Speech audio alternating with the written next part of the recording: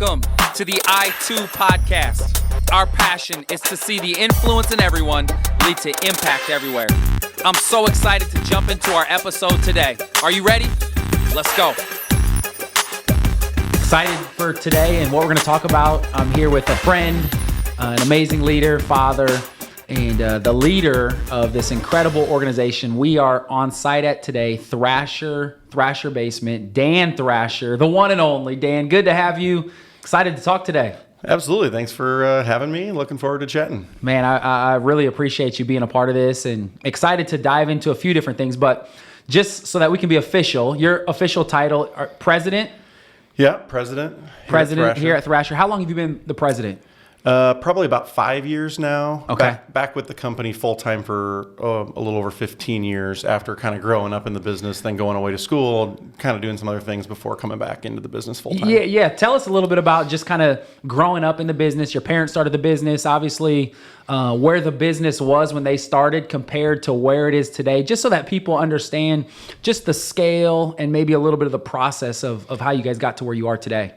Yeah, so I mean, we are that typical, founded in the home kind of a family business. My parents started the company before I was born, and so I grew up with business and my house being the same place. That was like a part of your job chores, probably. Yeah, I mean, I didn't know how to separate business and personal. It was all always together. So grew up with that. When I was a senior in high school, the business officially moved out of our house and into a business, a business building. Mm-hmm. And I grew up working on a crew starting when I was 14 and kind of just learned how to work hard and participate in that business. And eventually, over the years, my parents always encouraged me to go out and explore, learn what I wanted to do. I love that. They never put any pressure on me to come back into the business. If anything, I think they kind of tried to create some pressure for me to explore, to make sure that I was doing what I was passionate about and what I was called to do. And so I went away to school, went to a small school, Concordia University in St. Paul, Minnesota. And while I was up there, I studied and worked, and then eventually got a job in sales after school. And after a couple of years, I just really was feeling drawn back towards the family business. Wow. I think when you grow up with it that close, it's like it kind of becomes a part of you, and it's really hard to shake it off. And so I just really missed it. And so I eventually called my parents, and they interviewed me, and I love that. kind of put me through the normal experience of interviewing and figuring out how I fit into the picture. And so I came into the business. There was about 35 to 40 employees at that time.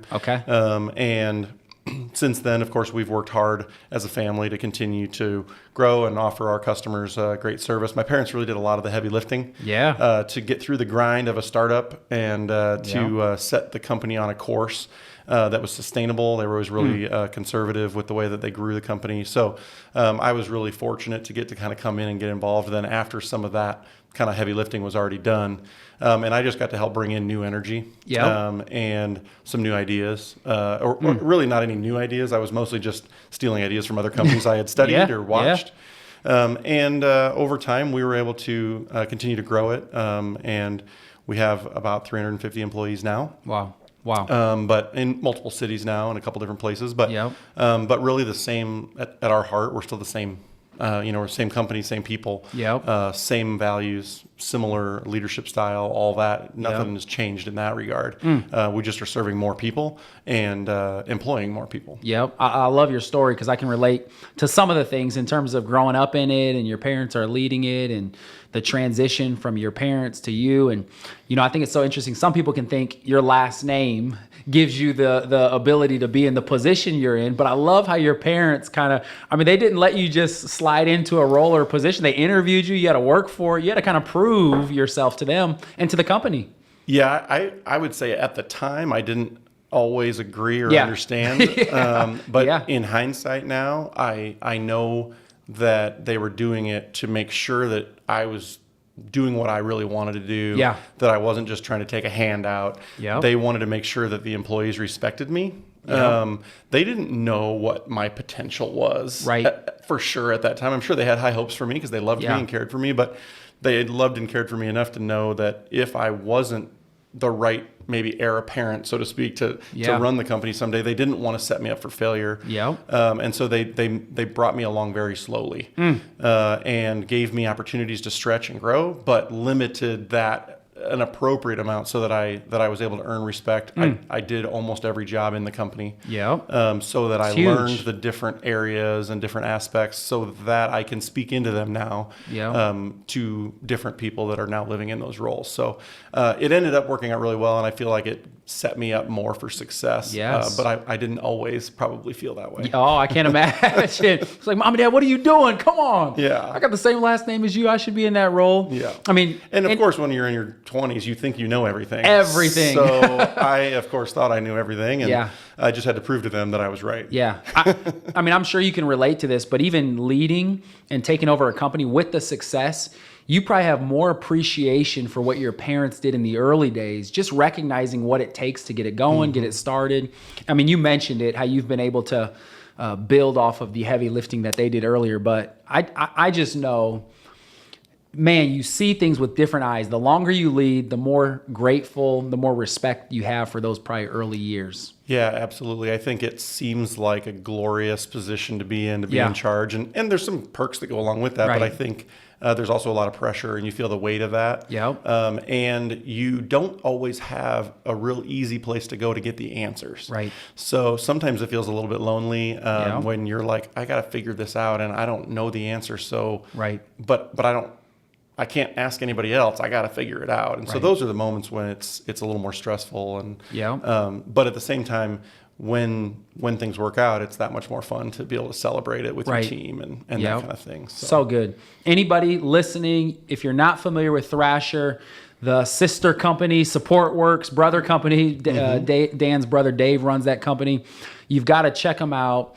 To see and to hear the story too. They moved out of your parents' house when you were a senior in high school. To see the progress from then until now, the incredible facilities that you guys have out here, it's amazing. And I would say is one of the companies leading the way in our city, Omaha, in our culture, just when it comes to this idea of building culture and purpose, and which is one of the specific things I wanted to talk to you about is this idea of purpose.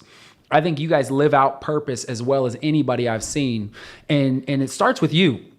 And I know one time you told me what your purpose statement was. I would love for you to share what your purpose statement is. And then I want to just talk about how you came up with that purpose statement. You want to talk personally or professionally? I want to start personally. Okay. Personally. So personally, I probably went a lot of years not having sat down and really thought about who am I and why am I here. I was a believer, but I probably hadn't taken the time to really go, okay, what has God called me to in this earthly life? And I started to kind of work through those things, kind of in my early 30s. And it was actually, I was trying to determine like a personal purpose statement.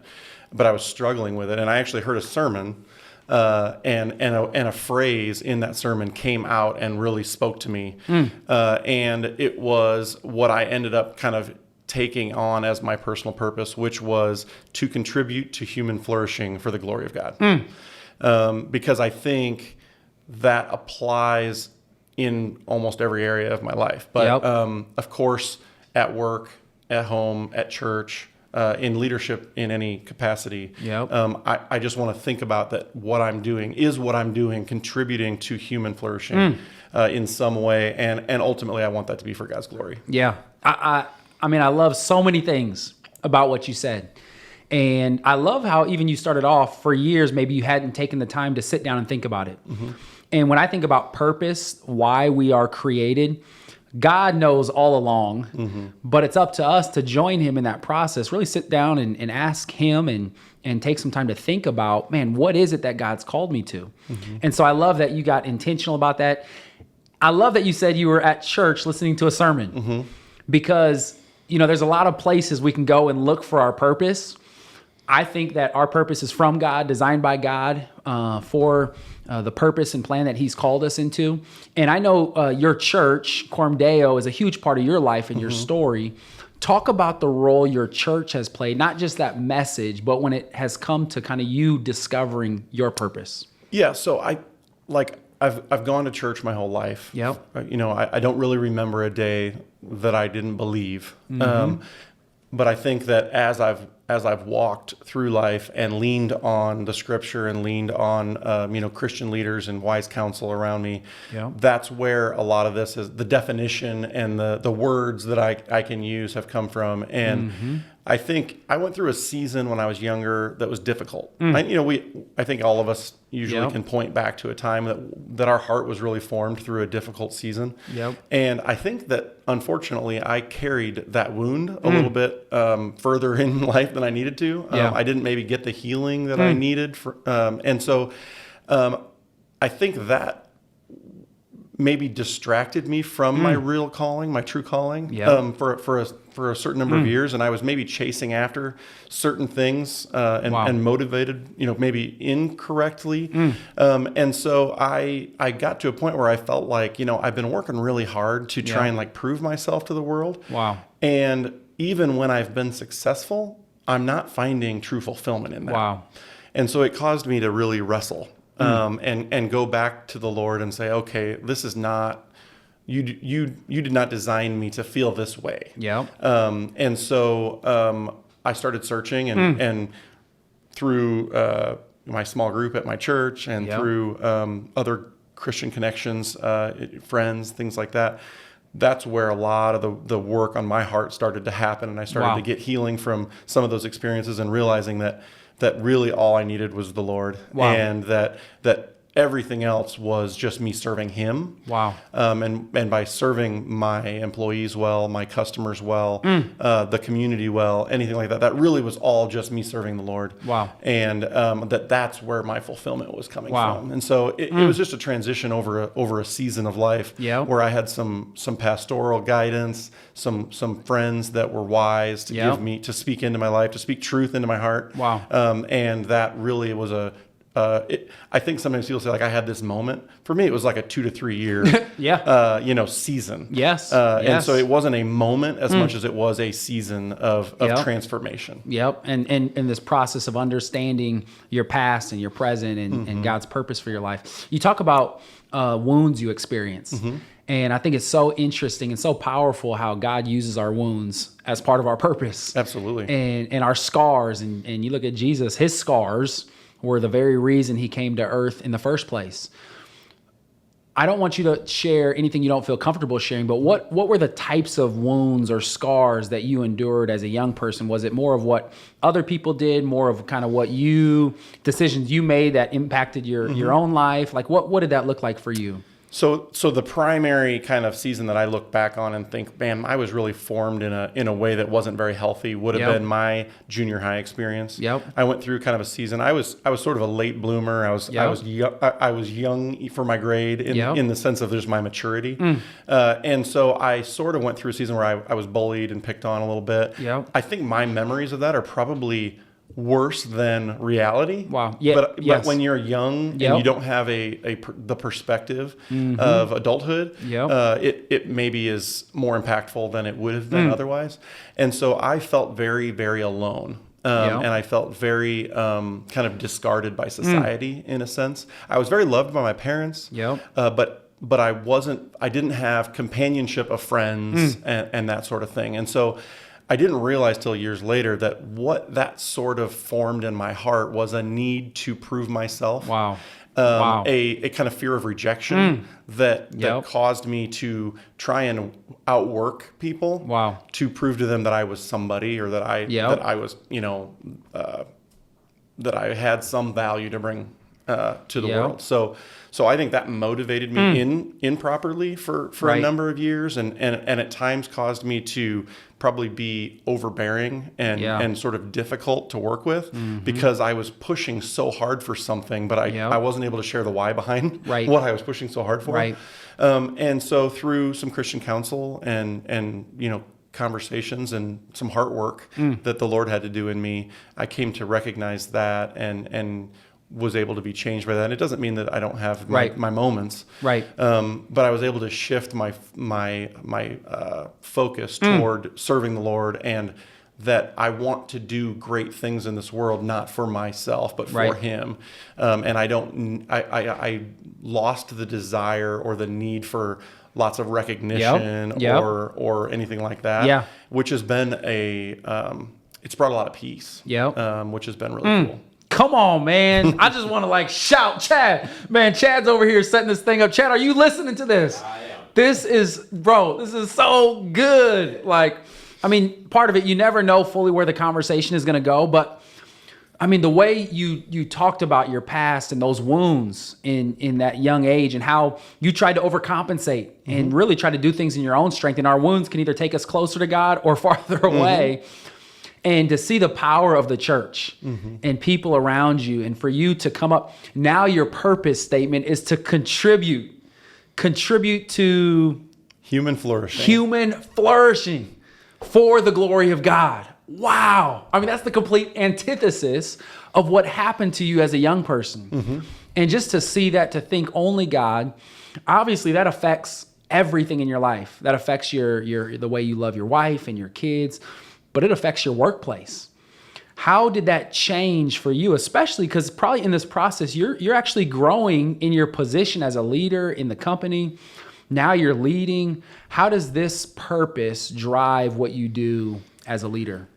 So yeah, it really has shifted my motivation at work. Yep. Talking about work specifically. So Huge. we talk about our purpose at work a lot. And at Thrasher, we say that our purpose is to redefine our industry. Yep. Which is, to a lot of people, probably sounds pretty vague. But most people can sort of relate to what it's like to have a contractor come to your house and work on your home. And it usually doesn't end up being a very inspiring experience. Right. Not a great experience. Yeah. So the way we look at that is really we get the opportunity to make experiences for customers remarkable. And that is contributing to human flourishing. Yep. We also get the opportunity to create jobs that are fulfilling and to give people opportunities to provide value to others and get paid to do it. Yeah. And so that is also really where we talk about fulfilling work, creating fulfilling lives. How can we contribute to that? And then thirdly, we feel like we're having an impact on sort of contractors at large by raising the bar on what's possible, by proving what's possible. We feel like we're able to then help raise the bar on what both consumers and employees can expect from a job in the construction industry. Yep. So all of those areas are areas that we can impact by doing excellent work, by providing great value, and by being very fair. And all of that is contributing to human flourishing. So it also aligns really well with my personal purpose that then also carries outside of my work into my personal life as well. I love that you talked about your purpose as an organization, because it's interesting. Your purpose as an individual and as an organization, they're both pretty general to contribute to human flourishing for the glory of God, to redefine the industry. And I think sometimes people think their purpose is what they're doing, but it's really why. It's the motivation behind why they're doing it. It's not what we do, it's who we are. And so you can take your purpose to any industry and still live out God's calling. And so as a business too, it's so powerful because people can come in and they can be a part of a big purpose like that. And then they can find out kind of what their niche is within the organization. Yeah, I think that the why we do things doesn't change that often. It's pretty static. But how we do it is where we adjust and adapt over time based on the needs that are around us, based on where we're at in our lives, based on who we're around, all those things. We can adjust kind of how do we live out our purpose through what means. But I think that like the way that our hearts are wired, outside of the Lord, changing us significantly, I think that we tend to be born and raised in a way that we kind of have a certain wiring that makes us, what gets us out of bed in the morning, what gets me excited, tends to be pretty consistent. It's how do I want to apply that? And sometimes that's obvious, and sometimes it takes a little bit more heart soul searching. So I want to talk about how you guys do that as a company, as Thrasher.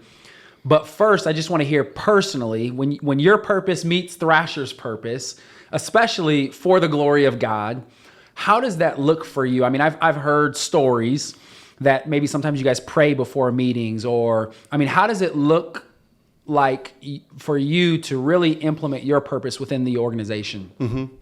So first and foremost, it isn't as black and white as some people might think. It's not always. It's sometimes as messy. Life can be a little bit messy. So well, your life can be messy. Yeah, I mean, it isn't always as straightforward as you think. But we, as a family, are open about our faith and that it does impact the way we lead our organization.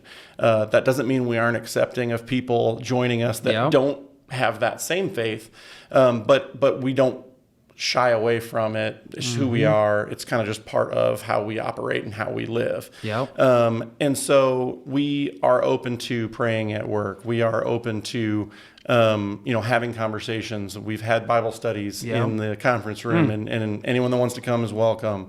But I think in a lot of ways, we also want to think about how can we live in a way that looks a little bit different than maybe what society would suggest. And again, I'm not trying to make it sound like this is some sort of drastic thing.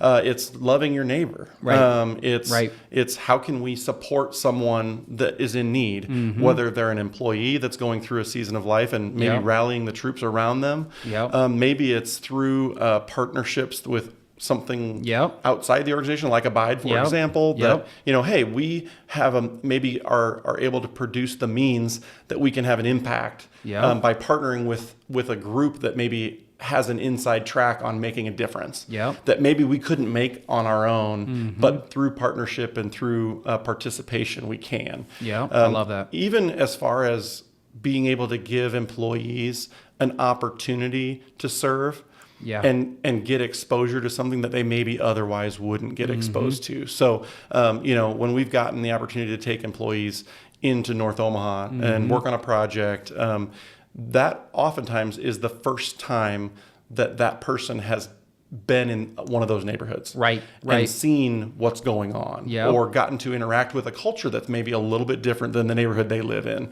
or to just see what other people are doing to serve our community. And I think that exposure, it starts to have an impact on our hearts. I love how you talked about, maybe it's not this black and white thing or as crazy as people think. It's you being who you are, but also allowing that to permeate through the company. You talked about North Omaha, and one of your values, we looked all over this building for the right room to sit in, and we sit in the room with a picture that I'm staring at that talks about community. And I know that's one of your guys' values. It says, being an advocate for our community, returning the blessings we've been given. That's one of the values for you guys. How does that look as an organization for you guys to play that out? It looks like North Omaha and participating there. How do you guys consistently keep that before your company? So that's one of our 4 core values. And it starts at a place where my parents really led the charge on this and really instilled this in us, that everything we have is God's first. And it's all a gift. And so as we're blessed, it's our responsibility to return those blessings, to give back to the Lord, to give back to the community. And so in some ways it's a giving of resources. But at a deeper level, it's how do we engage our workforce in participation in the community. Sometimes that's easier than others. And some people embrace that more than others. Certainly when we're hiring, we are talking about our values, our purpose, who we are, and those that it resonates really well with tend to fit in here better. That's good. So that is something that we do use in You're not hiding it. You're communicating from the beginning. Yes, exactly. Now, at what level they choose to participate, some things we do as a company, and it's kind of like you're doing it because you're here. Other things are more voluntary. And so we don't want to just be hey, we have this set aside budget that, we give and that's it. We want there to be an active participation. So allowing employees to give and have a match is one way we do that. You generally do days where we serve in the community, where we'll have employees rather than going out and doing their normal job, go out and serve in the community. I love that. Some of that is for us, we're giving back, and some of that is us giving employees an opportunity to experience something that they wouldn't maybe otherwise experience. And we've seen people that through that have gotten connected in a way that then outside of work, they are actually being more active in the community. And we just think that that's a cool thing to see Yep. to see happen. So it happens through a lot of different avenues. It's something that we talk about as a leadership team, but we also have employees now that will come and say, "Hey, there's this opportunity to serve." I know recently we had flooding in this area, and we had several employees that came and said, "Hey, I've got a connection, and we can go and help families that had their homes flooded." And considering we're in the basement waterproofing business. It's a natural connection. There's a connection there, but obviously when we do that, we aren't normally dealing with 2 feet of sand in somebody's basement. Right. This is a little bit of a different deal. So there was teams from here that went out and served in that way. Wow. And so sometimes it's a big, large group, but sometimes it's just a small team of people that say, "Hey, we want to do this." Wow. And finding ways to give the opportunity to do that is something that we do try and be intentional about. I love that. And I mean, the whole purpose of this podcast is to encourage everybody that we all have influence. And we might not have a team of 300 plus people, but we might have a family, we might have some relationships, we might have a church. And our job is to steward the influence we have to see impact in the world around us. And you and your family, the reality is it's a generational reality that's happening through you guys because of the model and leadership of your parents, now through you and your brother, and a company that's having significant impact. I know personally, I've been hugely impacted by you and your family. Our organization, Abide, North Omaha, has been significantly impacted by you guys. And I know on behalf of us, I want to say thank you, because we would not be where we are without your investment, without your leadership, without your love. I'd love for you to share just at least one more thing, thinking about business leaders that are out there. And so many business leaders are saying, "Man, how do I use what God has given me to make a difference?" What would be your encouragement to them? What are either some practical steps, or, man, what's the benefit of it for them personally, but also for their organization? Well, first of all, I'd just like to say thank you for showing us how to have an impact in North Omaha, because I don't think we would have been able to do that without someone taking the step of faith and moving into that neighborhood and learning how to have an impact. And so that's the beauty of different people having different callings and all of us connecting together and working together to have an impact. That's good. And we're just very blessed to be able to participate at some level. As far as business leadership goes, I think probably the biggest lesson that maybe I've learned that I'd want to share would be that although businesses have to be profitable to stay alive, and financial metrics are important. I don't want to pretend like they're not. I truly believe that by identifying a purpose that is separate from the financial gain potential, that by finding that purpose, aligning employees behind that purpose, and doing good in the world, that is something that can drive an organization, and you don't really have to worry about the results because they take care of themselves if you do all the right things. So I think taking that step of faith that, like, if I just do the right activities and if I join alongside the right people and we all work towards a common goal that produces value in the world, the rest will sort of take care of itself. So good. I think that is probably what has had one of the biggest impacts on me. So good. I mean, again, you close with the power of purpose and having a purpose that's bigger than the bottom line. And when you do, the bottom line ultimately takes care of itself. Dan Thrasher, thank you. Thanks for being a good friend, somebody who I've learned so much as I've watched you guys lead and everything you're going through, coming with tons of questions, asking you guys your friendship, your encouragement, your participation with Abide. Our city's different, our community's different because of you, and we just want to say thank you.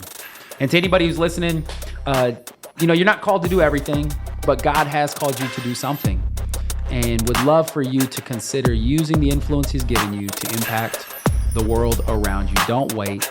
Get in the game. Make a difference. Thanks for being with us, Dan. Appreciate you, brother. Thank you. Thank you for joining us on our episode today.